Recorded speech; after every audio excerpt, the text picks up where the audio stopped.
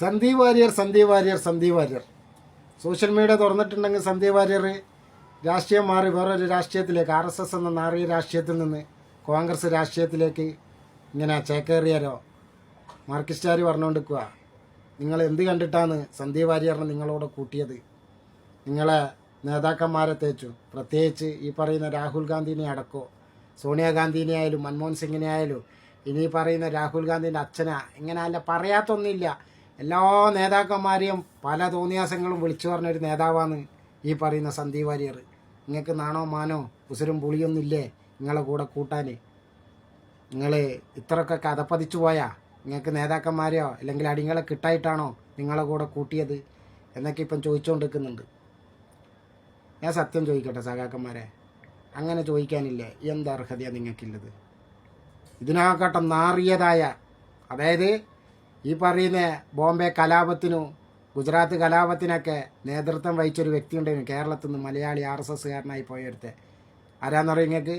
സുധീഷ് മിന്നി എന്ന് പറയുന്ന ഒരു RSS പ്രചാരകൻ എന്നല്ല അവനെ പറയാം.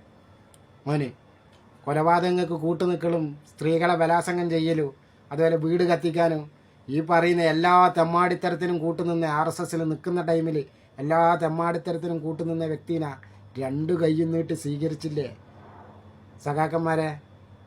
എന്നരൊന്നില്ലാത്ത ഒരു പൊള്ളലെന്തേ ഇപ്പം ഈ പറയുന്ന ഈ സന്ദീപ് വാര്യർ കോൺഗ്രസിലേക്ക് ചേക്കേറിയാരോ? ഇത്രക്കൊക്കെ പൊള്ളാൻ നിങ്ങൾക്ക് അത്രക്കൊന്നും ഇല്ലല്ലോ.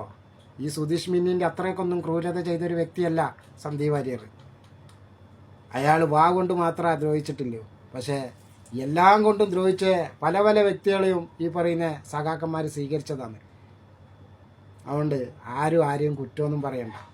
ആർക്കും അങ്ങോട്ടും ഇങ്ങോട്ടും കുറ്റം പറയാനില്ല. ഒരു മഹിമയും ഒരു രാഷ്ട്രീയ പാർട്ടിക്കും ഉണ്ട് നമുക്ക് തോന്നുന്നില്ല. ഇന്ന് രാഷ്ട്രീയം ഒരു ശരിക്കും പറഞ്ഞൊരു മുതലക്കച്ചവടം മാത്രമാണ്. അതന്നെയാണ് നടന്നുകൊണ്ടിരിക്കുന്നത്. അതുകൊണ്ട് പോയാൾ പോയി, വരുന്നാളെ സ്വീകരിക്കുക.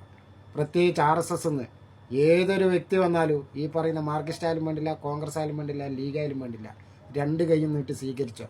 എന്തിനാണെന്നറിയാം? RSSകാരനെങ്കിലും ഇന്ത്യയിൽ നിന്ന് കുറഞ്ഞു കിട്ടിയല്ലോ എന്ന് വിചാരിച്ചാൽ മതി. ഇനി വരുന്നൊരു തലമുറക്കെങ്കിലും സമാധാനത്തോടു കൂടി ഇന്ത്യയിൽ ജീവിക്കാം, അത്ര കരുതിയാൽ മതി അല്ലേ?